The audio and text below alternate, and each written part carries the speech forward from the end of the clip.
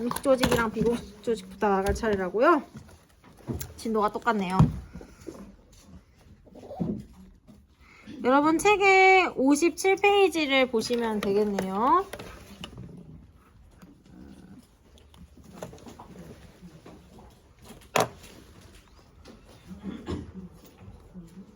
공식 조직 아예 안 했어요?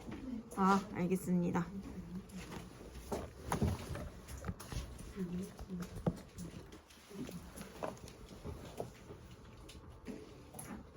아, 판이 좀 내려갔어.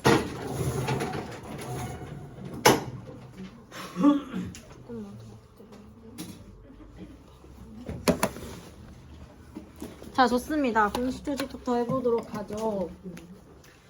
우리가 앞에 전까지 배웠던 내용이 사회 집단에 대한 내용이잖아요. 그쵸? 사회 집단은 2명 이상의 사람들이 모여서 소속감과 공통의 관심사를 가지고 지속적으로 상호작용하는 사람들의 모임이라고 했죠. 그 중에서 이제 특정한 특징을 가지고 있는 곳을 따로 이제 모아서 사회조직이라고 부른다라고 생각하시면 됩니다. 이 사회조직은 사실 다른 말로 더 많이 불리는데 그게 뭐냐면은 공식조직이에요. 그래서 공식조직이라는 말로 기억을 하시면 됩니다. 이 공식조직은 어떤 특징을 가지고 있냐? 크게 3가지 특징을 가지고 있는데요. 첫 번째, 여기 나와 있습니다. 목표와 경계가 명확해요. 그 다음에 두 번째로는 과업 수행을 위한 구성원의 지위와 역할 구분이 분명해요. 세 번째는 규범과 절차가 체계화되어 있다라는 이 3가지 특징을 가지고 있습니다. 이거는 외우는 것도 괜찮아요. 그래서 목표가 분명하고 구성원의 지위와 역할이 분명하고 규칙이 있는 곳이다 라고 생각하시면 됩니다. 대표적으로 나와 있는 예시가 지금 우리 책에는 회사, 시민단체, 정당 이렇게 나와 있는데 문제는 여러분이 다 이런 집단에 속해 있지 않기 때문에 이해하기가 어렵거든요. 그래서 저는 여기 말고 공식조직의 대표적인 예시가 이제 학교이기 때문에 학교를 가지고 여러분들은 공식조직을 이해하시면 됩니다. 자, 학교가 왜 공식조직인지 생각해보죠. 학교의 목표는 뭐야? 학교 왜 생겼지? 그렇죠. 교육을 하고자 생겼죠. 즉 교육이라고 하는 명확한 목표가 있어요. 1번 통과. 2번 과업 수행을 위한 구성원들의 지위와 역할 구분이 있다. 예를 들어 학교 같은 경우에는 다양한 지위 체계가 있죠. 제일 위에서부터 시작하면은 교장 선생님 있고, 그렇죠? 그 다음에 그 밑에 교감 선생님 있고, 그 밑에 부장 선생님들 있고, 그 밑에 담임 선생님 있죠. 이런 식으로 지위 체계가 명확하게 나누어져 있고 각각의 지위마다 해야 하는 일들이 정해져 있잖아요. 여러분들이 보기엔 우리 교장 선생님 뭐 하는 사람 같아요? 교장 선생님도 자기의 일이 있을 거 아니야. 그치?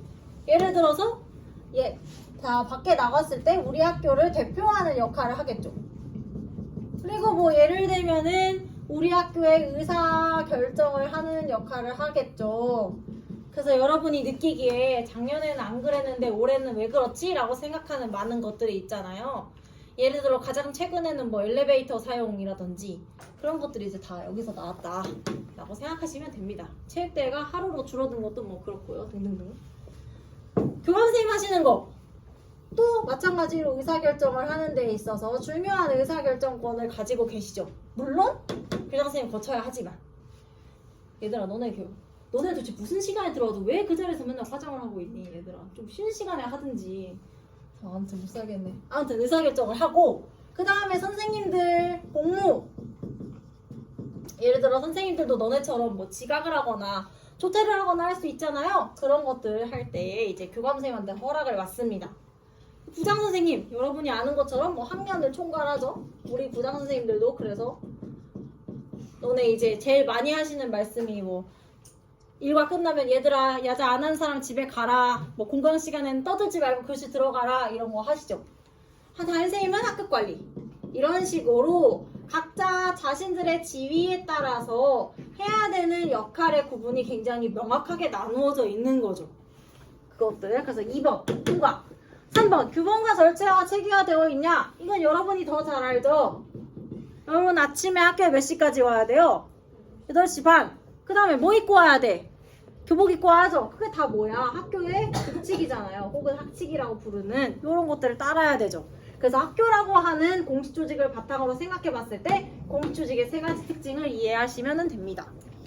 자, 그러면 이 공식 조직의 특징을 마저 볼게요. 아까 했던 이야기랑 반복이긴 한데, 첫째, 지위와 역할의 구분이 명확하다. 방금 이야기했죠. 과업지향적이고 수단적인 인간관계가 지배적이다 라는 말이 나와 있는데, 얘들아 이거 복습 잘했나 볼까? 과업지향적, 그러니까 어떤 업무를 같이 하기 위해서 모였고, 수단적, 그 업무를 위해서만 인간관계를 맺는 집단을 우리가 뭐라고 부르지? 오, 너네 복습 좀 했네. 다른 반 중에 제일 크게 내가 그래서 2차 집단이에요. 맞아요. 그래서 2차 집단의 성격을 강하게 가집니다. 공식 조직은. 그 다음에 두 번째, 방금 전에 세 번째랑 이어지는 건데요. 공식적인 규범에 의해서 구성원들의 행동이 통제가 된다. 그래서 여러분이 학칙의 영향을 받아서 뭐 늦으면 미인정 지각 받는 거, 그런 거 생각하시면 돼요. 그 다음에 세 번째, 조직의 목표 달성을 기준으로 구성원을 평가하는 경향이 강하다. 그러니까 예를 들면 회사 같은 경우에는 성과를 잘 내는 직원을 높이 평가하고 성과를 못 내는 직원을 무능하다라고 평가하겠죠. 뭐 그런 거 생각하시면 돼요. 어려운 얘기 아니고. 내려가서 봅시다. 이제 공식 조직과 비공식 조직이라고 하는 것이 나오죠. 자, 공식 조직과 비공식 조직. 공식 조직은 방금 이야기했고요. 비공식 조직은 우리가 사회문화를 공부하면서 조금 헷갈릴 수 있는 내용인데요. 얘는 왜 헷갈리냐? 우리가 보통 앞에 B자가 붙으면은요, 공식 조직이 아닌 조직이 비공식 조직이다 라고 쉽게 생각을 할 수가 있거든요. 근데 이 경우는 아니에요. 그러니까 제가 쉽게 설명하면 공식 조직에 여러분 집합 배웠을 테니까 여집합 개념이 아니에요. 공식 조직이 아닌 다른 개념이라고 생각을 하시면 안 되고, 그럼 뭐라고 생각을 해야 되냐? 여기 나와 있는 대로 생각을 하셔야 됩니다. 비공식 조직은 뭐냐? 공식 조직의 구성원들이 자아 실현, 친밀한 인간관계 형성과 같은 공통의 관심사를 가지고 자발적으로 결성한 사회 집단을 비공식 조직이라고 해요. 근데 이렇게 하면은 또 이제 짜증나잖아요. 내용이 너무 많잖아. 지금 안 그래도 앞에 사회 집단 몇 개 나왔는데 또 해야 돼. 그래서 비공식 조직은 두 개만 기억하시면 됩니다. 두 개. 비공식 조직에 해당되는 건 두 개밖에 없어요. 하나는 사내 동호회. 사내 동호회라는 거는 뭐냐면은, 회사 안에서 운영되는 동호회를 사내 동호회라고 하는 거예요.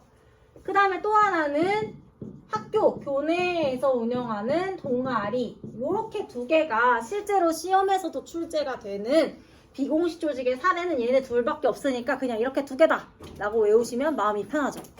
딸딸 안 외워도 되니까. 알겠죠? 사내 동호회, 같은 회사 사람들끼리 만드는 거잖아요. 그래서 공식 조직 구성원들이 만드는 거죠. 그 다음에 예를 들어 사내 배드민턴 동호회다 라고 하면은 친한 사람들끼리 배드민턴을 치려고 만들었겠죠. 그래서 친밀한 인간관계가 공통의 관심사 되고 자발적으로 만든 거죠. 그래서 이렇게 세 개에 해당됩니다.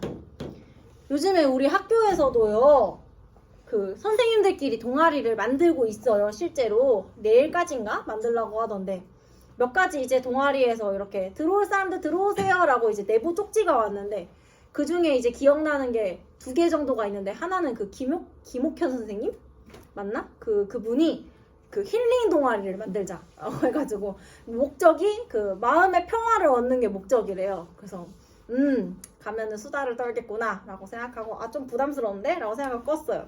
그 다음에 두 번째 뭐가 왔냐면은 그 누구냐? 이종섭 선생님 맞나? 그 머리 긴 남자 선생님 보내셨는데 런닝 동아리래요. 그래서 와 재밌겠다 라고 생각하면서 들어갈까 하고 봤는데, 목적 중에 뭐라고 써 있었냐면은 10월인가 9월에 그 청원 생명살 마라톤 대회가 있나 봐요. 거기에 출전하는 걸 목적으로 한대. 그래서 그걸 보는 순간 안 되겠다 하면서 뒷걸음질 쳤죠. 그래서 그것도 껐어요. 그래서 저는 하나도 안 들어갈 생각인데 어쨌든 그런 운영을 하고 있다. 그 다음에 여러분한테 좀 더 친숙한 예시는 교내 동아리겠죠, 아무래도.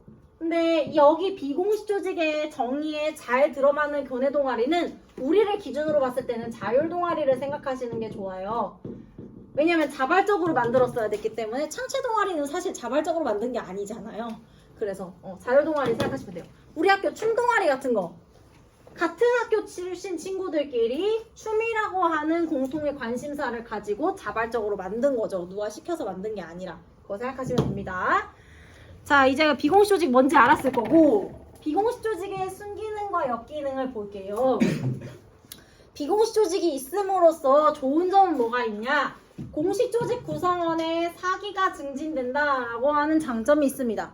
이 사기라는 거는 여러분 아마 친숙하지 않은 말일 수 있는데, 그 사기 친다 할 때 사기가 아니라 업무에 있어서 의욕이 증진된다는 뜻이에요. 뭔가 일을 열심히 해보자, 화이팅! 하는 그런 마음이 증가된다는 거죠. 그러니까 우리가 처음에 회사나 학교에 들어갔을 때 서로 안 친하고 잘 모르는 사이에서 뭔가 공부나 일을 하려고 하면 그게 잘 안 되잖아요. 그러니까 서로 좀 친해놔야 업무를 할 의욕도 좀 생긴단 말이야. 그래서 이제 이러한 사내 동호회 같은 거 운영을 시키는 거고요. 같은 말입니다. 공식 조직 내에서의 긴장감과 소외감을 완화함으로써 공식 조직의 효율성을 높이는 데 기여한다. 그러니까 궁극적으로는 공식 조직 구성원들이 열심히 일을 할 수 있게 하려고 이런 것들이 존재를 하는 거죠. 근데 이제 역기는 어떤 부작용이 있냐? 구성원들이 비공식 조직의 목표와 비공식 조직 내에서의 사적 인간관계를 너무 우선시해서 비공식 조직이 파벌을 형성할 경우가 있어요. 그러니까 약간 끼리끼리 놀게 되는 거지. 그렇게 되면은 사실 예를 들면 그런 거지. 같은 사내 배드민턴 동호회 하는 부장님이 뭐 아래 사원한테 이번에 승진하는데 너 끌어줄게, 이런 식으로. 그래서 어떻게 보면은 부정부패의 온상이 될 수가 있는 거죠. 그래서 공식 조직의 효율성이 굉장히 낮아질 수 있다라는 거. 그래서 사적 인간관계 때문에 굉장히 공식 조직의 효율성이 낮아지고 그런 문제가 발생할 수 있다라는 거. 어려운 내용 아니니까 빨리 넘어갈게요. 자, 이제 네 번째는 자발적 결사체입니다. 자, 자발적 결사체는 이제 거의 외워야 될 거 거의 마지막까지 왔어요. 여러분 지금 내용이 너무 많아서 좀 힘들겠지만 요게 이제 외워야 될 거 마지막이에요. 자, 자발적 결사체는요, 사회 집단의 한 종류인데 얘도 마찬가지로 얘는 어떤 특징을 갖냐? 이름에 힌트가 있어요. 이름이 지금 자발적 결사체잖아요. 결사라는 거는 뭐냐면은 모인다는 뜻이거든요. 근데 모이는데 앞에 나온 수식어가 자발적이잖아요. 말 그대로 자발적으로 모였다는 거죠. 그럼 이 사람들이 왜 자발적으로 모였냐? 의미에 나와 있습니다. 공통의 관심사나 목표가 있어가지고 그것을 바탕으로 자발적으로 모인 거예요. 그러한 사람들의 모임을 자발적 결사체다라고 부르는 거죠. 이 자발적 결사체는 사실 이 공통의 관심사와 목표가 무엇이냐에 따라서 세 가지 종류로 나뉘는데요. 이 종류를 구분하면서 이렇게 학습을 하는 게 조금 더 쉬워서 저는 이제 종류 먼저 이야기를 하도록 할게요. 이 공통의 관심사나 목표가 뭐냐에 따라서 첫 번째, 자발적 결사체는 친목 집단이 있고요. 두 번째는 이익 집단. 그 다음에 세 번째로는 시민단체가 있어요.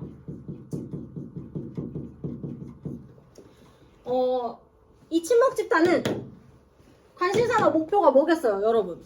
이름을 봤을 때 친목도모겠죠. 맞아요. 그래서 이 친목 집단은 친목도모를 목적으로 합니다.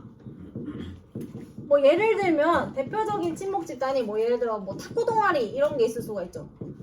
탁구 동호회 같은 경우에는 탁구를 치는 게 물론 목적이지만 무슨 선수처럼 만나서 탁구만 치고 헤어지는 게 아니고 탁구 치면서 친해지자고 만드는 거잖아요. 그런 것도 이제 대표적인 친목 집단이라고 볼 수가 있습니다. 아이고. 내가 여기다가 보드마커를 찍어버렸네? 그 다음에 이제 두 번째, 이익 집단. 이게 이제 여러분들한테 좀 익숙하지 않은 집단일 텐데요. 이 이익 집단은 쉽게 생각하면은 직업인 집단이라고 생각하시면 돼요. 그래서 직업인 집단이라는 게 뭐냐? 같은 직업을 가진 사람들끼리 단체를 형성하는 경우가 많이 있습니다. 우리 얼마 전까지만 해도 그 의료 파업 있잖아요. 의료 대란과 관련해서 이 집단이 굉장히 많이 등장했었어요. 혹시 어딘지 아시겠어요? 대한의사협회 들어보신 적 있잖아요. 의협이라고 사람들이 많이 줄여서 부르는 그런 것들이 이제 대표적인 이익 집단이라고 볼 수가 있죠. 그러니까 의사협회는 이름에서 알 수 있듯이 의사라고 하는 같은 직업을 가진 사람들끼리 집단을 형성한 거예요. 근데 이런 집단을 왜 만들었을까? 의사들에게 이익이 되기 위해서 만든 거죠.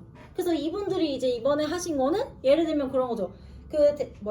의대 정원을 늘리겠어요 라고 하는 정부가 정책을 내놓으니까 안 돼! 라고 하는 자신들의 의견을 정책 과정에 피력하기 위해서 행동했잖아요. 그게 이제 이런 이익 집단의 주된 업무라고 볼 수가 있습니다. 자기 직업인 집단의 이익을 추구하는 것을 목적으로 만든 거죠. 그 다음에 이제 세 번째가 이제 시민단체인데, 이건 한번 언급한 적 있지만 시민단체의 목적은 뭐냐? 공익을 추구하는 거죠. 공익이라는 것은 모두에게 이익이 되는 걸 말하는 거예요. 예를 들면은 환경보호, 그래서 환경단체라던가 아니면은 우리 모두는 다 소비자니까 소비자의 권익을 추구하기 위해서 소비자 연맹 같은 그런 집단들이 다 이제 시민단체에 해당한다고 볼 수가 있죠. 그래서 예를 들어 이 소비자 연맹에서 제일 많이 하는 게 기업들이 담합하는 거 찾아내고, 그 다음에 굉장히 비싸게 물건을 팔았는데 그게 좀 성능이 되게 많이 떨어지는 경우에 그런 것들 성능 테스트 같은 거 의뢰하고 그런 거 많이 하는 겁니다. 그래서 이런 세 가지의 목적에 따라서 자발적 결사체가 있다라는 거를 기억을 하시면 되겠어요. 자, 이제 다시 이쪽으로 돌아와서 자발적 결사체의 등장 배경을 봅시다. 자발적 결사체가 왜 생겼냐? 첫째, 현대사회에서 2차 집단의 비중이 늘어났어요. 2차 집단이 아까 뭐였죠? 뜻!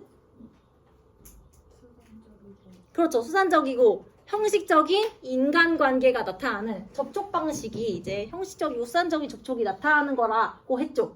그러니까 굉장히 현대사회는 딱딱한 인간관계가 너무 많단 말이야.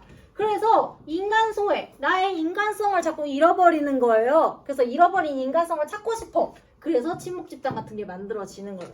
가서 이제 좀 친하게 지내고 사람들이랑 어울리면서 인간성을 되찾는 거지. 그 다음에 두 번째, 사회가 분화, 나누어지면서 이해관계가 굉장히 다양해지고 복잡해졌어요. 직업들의 이해관계가 다양하니까 그 우리의 이해관계를 크게 외쳐줄 집단이 필요해서 이익집단 만드는 거죠.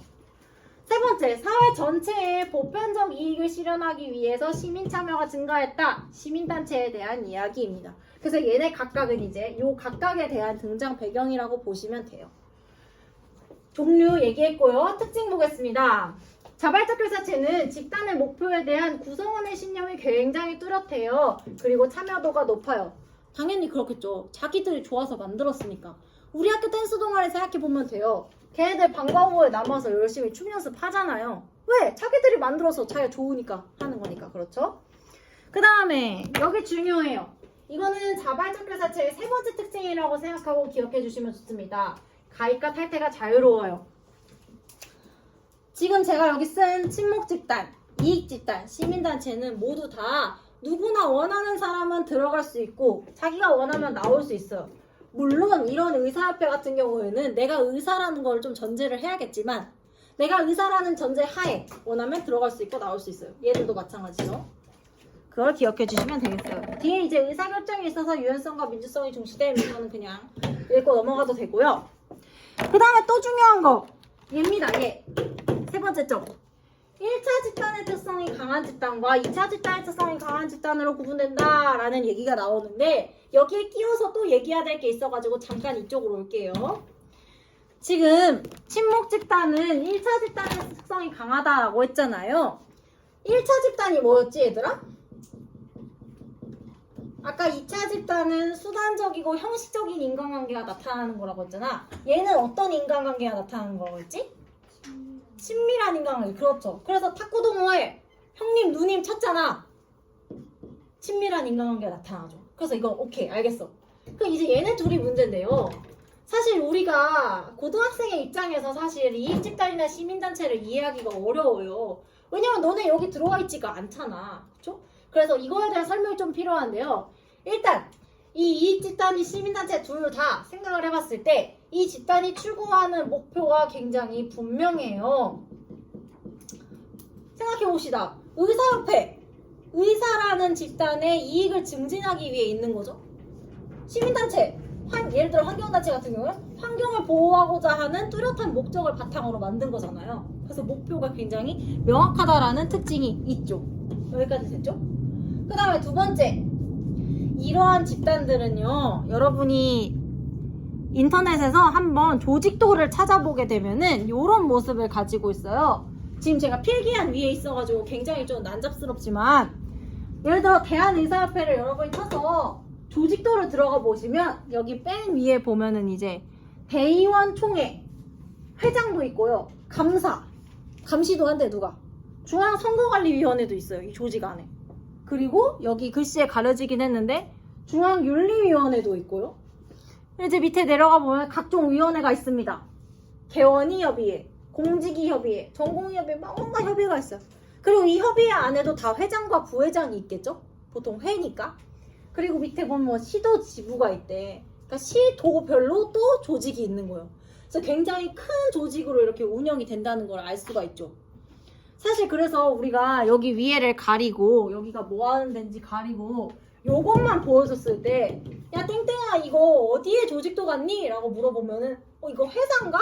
라고 생각할 정도로 굉장히 크고 구성원들의 지위와 역할이 분명하게 나누어져 있다는 인상을 주죠. 그래서 우리는 이걸 보고 이러한 곳들은 시민단체도 마찬가지인데 구성원의 지위와 역할이 분명하게 나누어져 있다 라는 것을 유추를 해볼 수가 있죠. 우리는 다 여기 안 들어가서 모르지만 유추를 해볼 수가 있는 거죠. 회사랑 비슷하군. 그 다음에 또 세 번째로, 제가 대한의사협회 안에서는 못 찾았습니다만 대부분의 이익집단과 시민단체는 자기들의 그 집단을 운영하는 규칙이 있어요. 우리가 그것을 회칙 혹은 정관이라고 이야기하는데, 자기들의 단체를 운영하는 규칙을 가지고 있습니다. 따라 운영. 이렇게 세 가지 특징이 있거든요. 근데 이 세 가지 특징은 우리가 오늘 배웠던 어떤 곳과 똑같은 이야기예요. 우리가 맨 처음에 배운 거, 우리 오늘 처음에.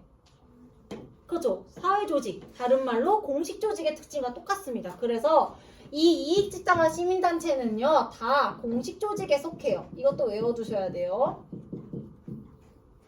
얘 둘 다 공식조직입니다.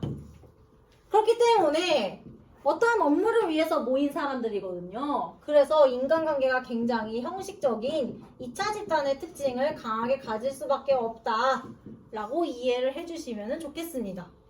그래서 여기까지 곁들여가지고 기억을 해주시면 돼요. 그래서 이 자발적 결사체는 1차 집단의 특성이 강한 집단이 있고 대표적으로 친목 집단이 있는 거죠. 그리고 2차 집단의 특성이 강한 집단, 여기 잘렸지만 이익사회랑 시민단체, 이익집단과 시민단체 이렇게 두 가지가 있다라는 거를 기억을 해주시면 됩니다. 왜? 얘 둘은 공식조직이니까. 까지를 기억을 해주시면 돼요. 지금까지 배웠던 내용을 쭉 생각을 해보면은 엄청나게 많은 내용을 배웠죠. 사회 집단부터 시작해서 공동사회, 이익사회, 그 다음에 1차 집단, 2차 집단, 내집단, 외집단, 중거집단, 공식조직, 비공식조직, 자발적 결사체. 지금 듣는 것만으로도 짜증나잖아요. 그리고 여기저기 예를 들어 학교 같은 것도 여기 나왔다 저기 나왔다 막 정신이 없으니까 이거를 좀 한 번에 우리가 정리를 해볼 수 있게 벤 다이어그램을 하나 그리려고 해요. 그래서 여러분도 그 벤 다이어그램을 그냥 통으로 외워버리면 편하거든요. 그래서 벤 다이어그램을 그릴 건데, 저도 항상 이렇게 제 책에다가 벤 다이어그램 붙이고 다니거든요. 여기 포스트잇으로 이렇게 그려서. 그래서 여러분도 제가 포스트잇 가져왔습니다. 혹시 필요하시면은 여기서 가져다가 쓰시면 돼요. 아주 크게 그릴 필요는 없지만 안에 내용이 들어가야 돼가지고 또 너무 시큼하면은 힘들어요.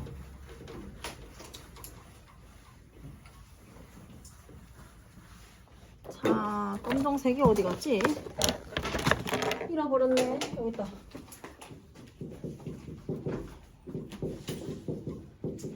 자, 저를 따라서 그리시면 돼요. 일단은 그려놓고 안에 뭐가 들어갈지에 대해서 같이 채워 넣어 봅시다. 그래요, 여러분. 다 안 듣는 것 같지만 이렇게 포스트잇을 가지러 나오는 아름다운 모습.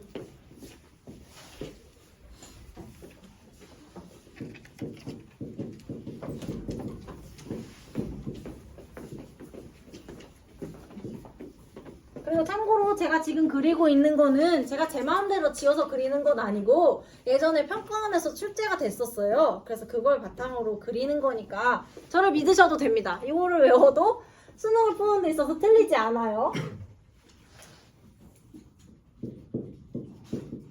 너무 이거 크게 넣었다. 왼쪽이 더 커야 되는데.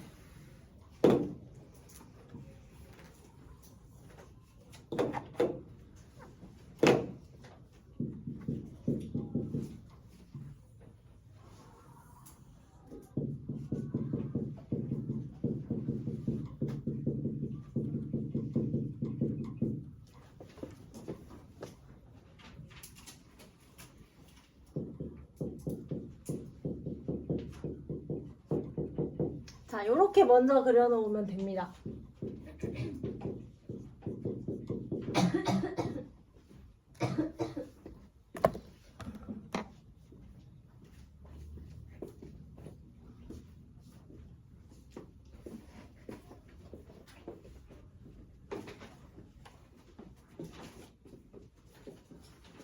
혹시 새 포스트잇이 필요한 사람은 얘기하시고요. 제가 들고 다니고 있으니까요. 필요해요? 네. 다 했어요? 화장? 여기 매 시간마다 화장을 해. 아이고 고정속에 시간이 있는 것도 아니고 화장하는 시간에 화장하는 시간이냐고요? 되겠어 그러면?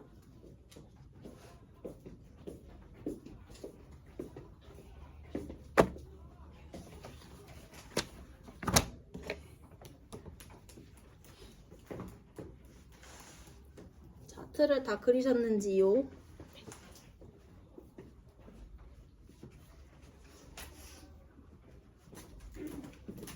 정각에 같이 넣어봅시다. 59분이거든요, 지금.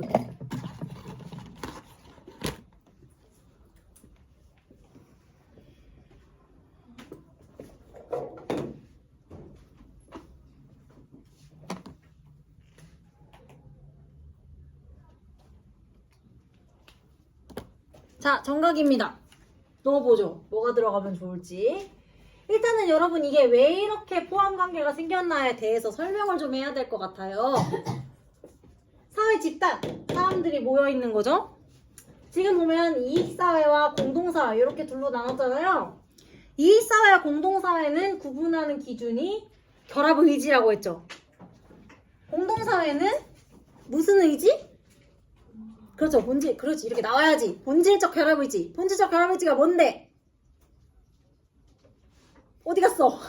만남 자체를 목적으로 하는 거라고 했잖아요. 다른 목적 없이 만나는 게 좋아서 집단을 이루는 사람들. 어떤 사람들이 있지? 대표적으로 가족과 또래 집단이 있다. 그 다음에 태어나서 그냥 생긴 친족 집단, 그러니까 친척들이 있다 라고 말씀드렸죠. 그리고 이익사회 같은 경우에는 만남 자체 말고 다른 목적이 있는 사람들이 모이면 다 이익사회라고 했습니다. 그래서 지금 안에 들어와 있는 거 보면 공식 조직, 예를 들어 학교, 교육이라고 하는 목적이 있어서 만들어진 거잖아요. 자발적 교사체, 예를 들어 배드민턴 동호회, 배드민턴을 치려는 목적이 있어서 생긴 거잖아요. 즉 다 만남 자체가 목적이 아니고 다른 목적이 있기 때문에 여기 들어온 거예요. 여기까지 이해돼요? 포함관계. 그 다음 또 하나, 얘는 왜 여기 안에 들어와 있을까? 비공식 조직은 오늘 배운 거예요. 그죠? 아까 자발적 교사체가 뭐라고 했지? 두 가지 요건이 있다고 했잖아요. 자발적으로 모인 건데 뭐 때문에 모인 거라고?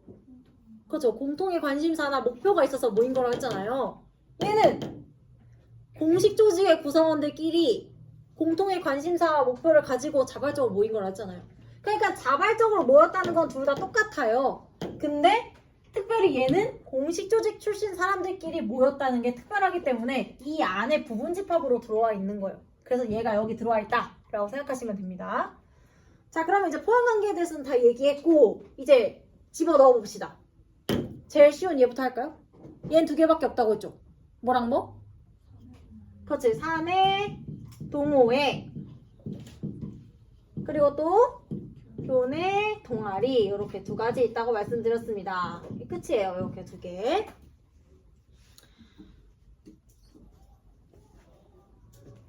그리고 또 어디가 쉬울까? 오늘 배운 걸 하는 게 쉽겠지? 얘들아, 공식 자발적 결사체 오늘 배웠잖아요. 세 가지 종류 있다고. 친목 집단, 이익 집단, 시민단체. 그쵸? 그 세 개 중에 공식 조직의 성격을 갖는 게 두 개 있다고 했잖아요. 그 여기 들어오면 되겠지? 뭐랑 뭐지? 그렇죠. 이익 집단이랑 그렇죠. 시민단체 이렇게 들어오면 된다고 했습니다. 제가 가운데를 띄운 이유가 있어요. 하나 더 들어와야 되거든요.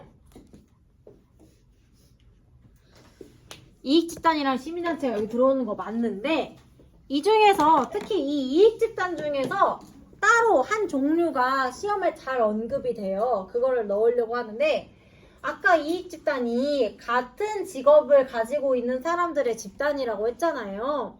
그래서 거기에 착안해서 노동자들끼리 노동자의 권익을 향상시키기 위해서 만든 단체가 있어요. 네 글자인데요.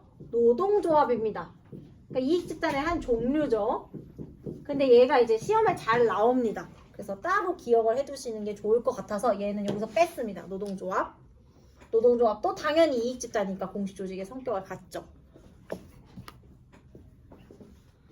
자, 그 다음에 여기 할까 여기? 자발적 결사체 중에 아직 안 나온 애가 있습니다. 뭐가 안 나왔죠? 뭐가 안 나왔지? 세 개 중에? 그렇죠. 친목집단 안 나왔죠. 여기 들어가면 되겠죠. 근데 얘는 이제 주의해야 할 것은 이 친목집단은 같은 공식 조직 출신인 사람들은 아니겠죠. 그냥 지역에서 만난 사람들 같은 거겠죠. 그래서 예를 들어서 혹시 헷갈릴까봐 쓰는 거예요. 지역에서 만든 동호회 같은 게 여기 해당이 되겠죠. 사내 동호회는 안 되겠지. 왜? 걔는 여기니까. 거의 다 했다 이제. 여기만 하면 된다.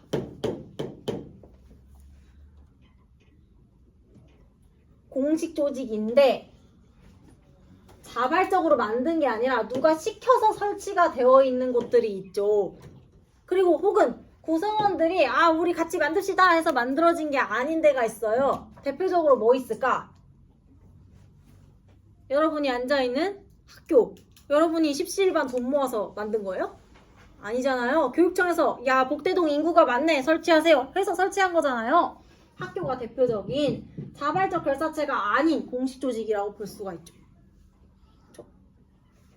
그 다음에 또 학교 말고 하나 더 있는데 회사 같은 경우가 공식 조직에 속한다고 볼 수가 있습니다. 창업주가 창업을 하고요. 그 다음에 사람들이 돈을 벌 목적으로 들어온 거죠. 무슨 공통의 관심사가 있어가지고 그걸 같이 추구하고자 하는 게 아니에요. 자기 관심사가 있는 거지. 돈이라고 하는. 그래서 학교와 회사 그게 이제 여기 들어간다. 이렇게 정리하시면 됩니다. 이제 여러분이 해야 될 일은 이거는 통으로 외우는 거예요. 사진 찍듯이 이렇게 탁. 알겠죠? 그렇게 해놓으면 문제 푸는데 별로 어려움이 없거든요. 자, 제 말이 맞는지 한번 봅시다. 여러분 2장 넘겨보면 59페이지에 4번 문제가 있거든요. 자, 59페이지에 4번 문제 한번 보실래요? 우리가 여태까지 많이 봤던 것 같이 생긴 게 있죠. 이거 지워도 돼요, 여러분?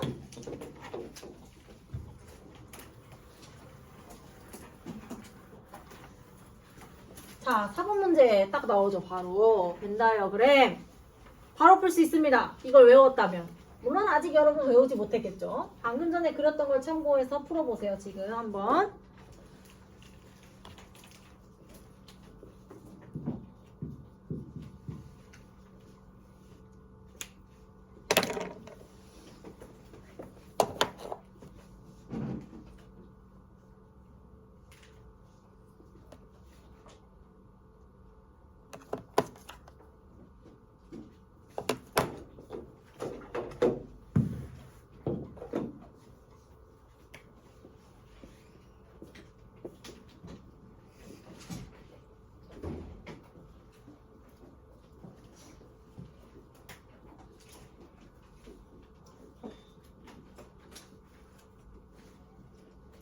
방금 전에 한 거랑 문제가 푸는데 큰 어려움은 없을 거라고 생각해요. 한 9분쯤 같이 풉시다. 이거.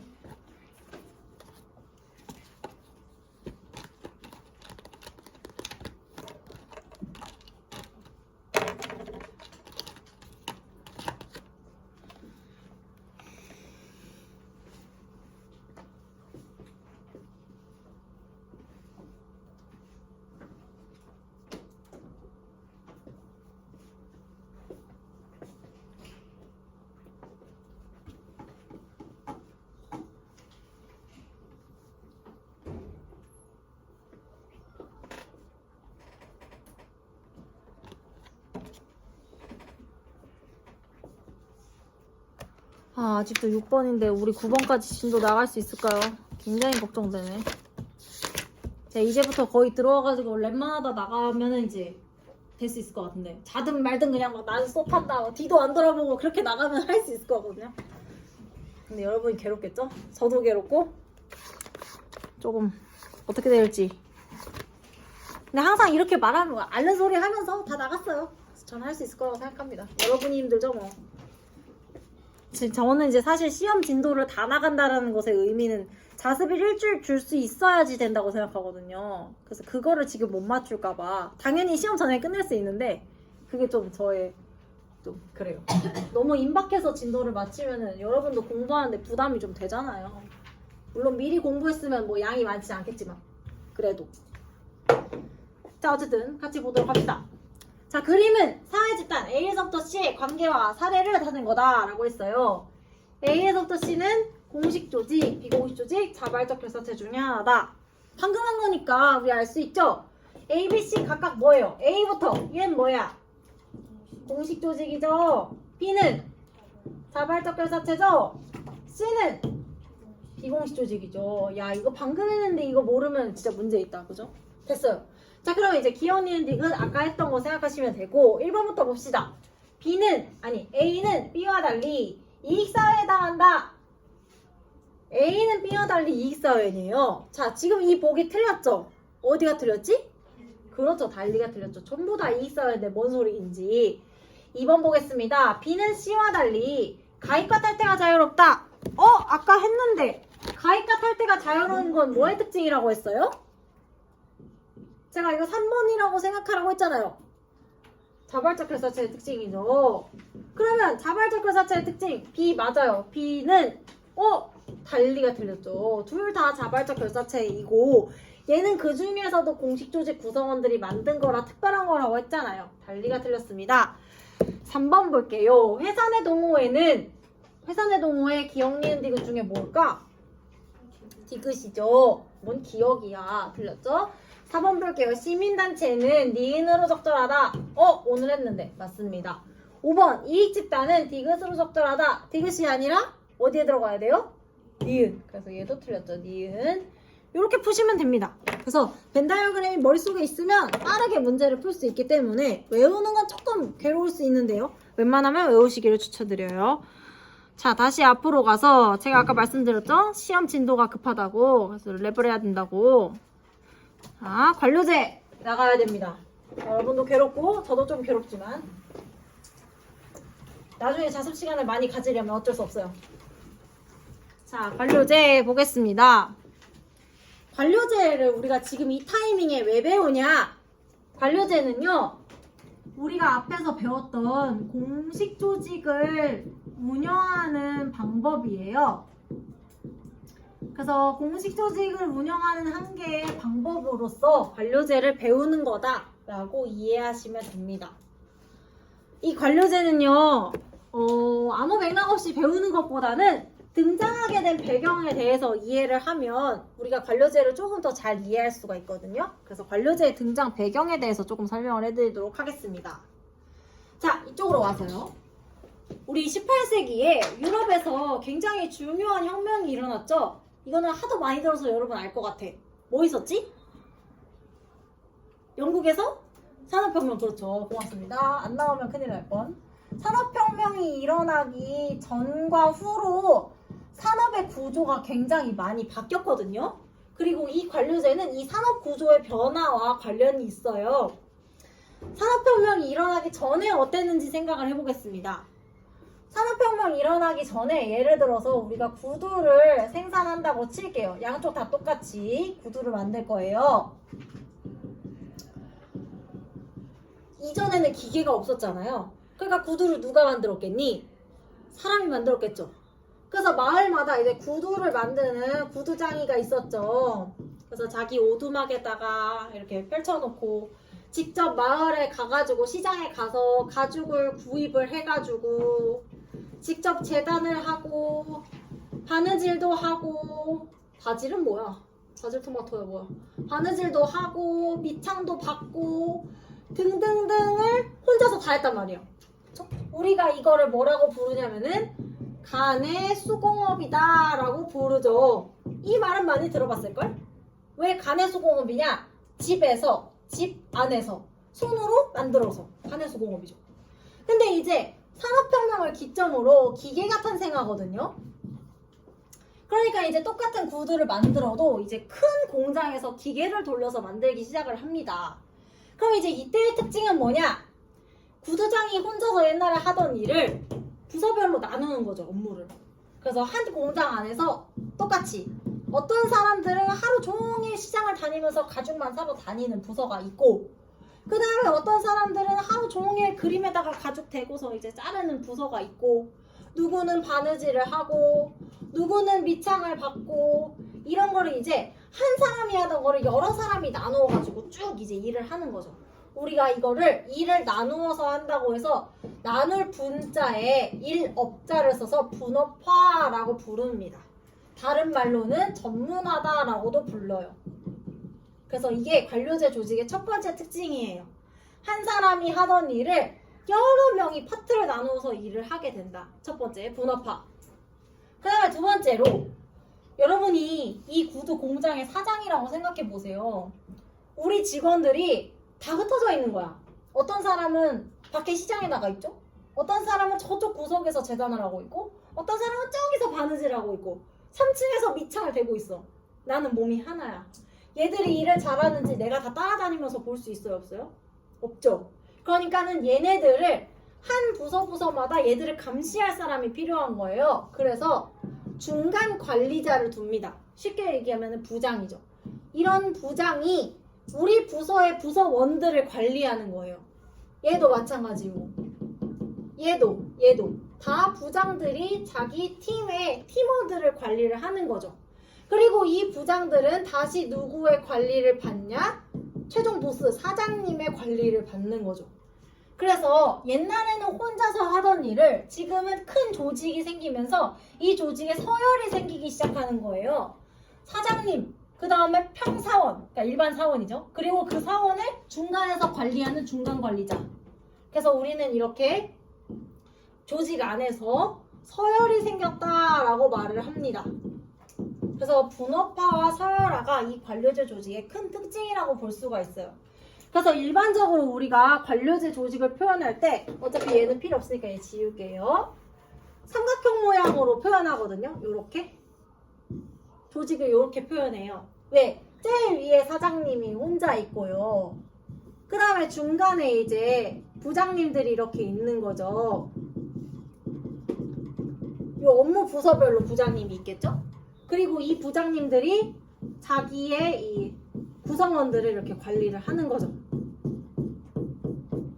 그래서 마치 옛날 신분제 사회처럼 이렇게 피라미드 모습이 나타나게 되는 거죠. 그래서 가로 방향으로는 부서 업무가 나누어져 있다라고 해서 전문화, 그리고 세로 방향으로는 사장님부터 평사원까지 위계가 있다고 해서 위계 서열화가 되어 있다. 이렇게 해서 관료제를 표현을 합니다. 자, 그러면 다시 이제 관료제 설명으로 돌아가서 그 내용이 맞는지 한번 보도록 할게요. 관료제 의미부터 봅시다. 수직적인 위계서열 구조와 방금 얘기했죠? 수평적인 분업체계 등의 기초에서 업무를 효율적으로 수행하기 위한 조직의 형태다. 이런 조직을 왜 만들었어요? 결국에는 짧은 시간 동안 많은 물건을 만들기 위해서 이런 거 만든 거잖아요. 그게 효율적인 거죠. 등장 배경 방금 얘기했죠. 산업화 이후에 조직이 대규모화되면서 굉장히 커졌죠. 그래서 이 커진 조직을 효율적이고 안정적으로 관리하기 위해서 만들어진 거다라고 이해하시면 됩니다. 오늘 여기까지 하고 다음 시간에 특징할 건데요. 이 특징할 때에 지금 수능 특강은 줄글로 되어 있는데 저는 표로 이걸 정리할 거거든요. 그래야 말을 여러 번 안 해도 돼서. 그래서 표를 그려야 되니까 여러분 조금 큰 포스트잇이나 아니면 약간 메모장 같은 거, 뭐 태블릿 이런 거 준비해 오시면 좋을 것 같습니다.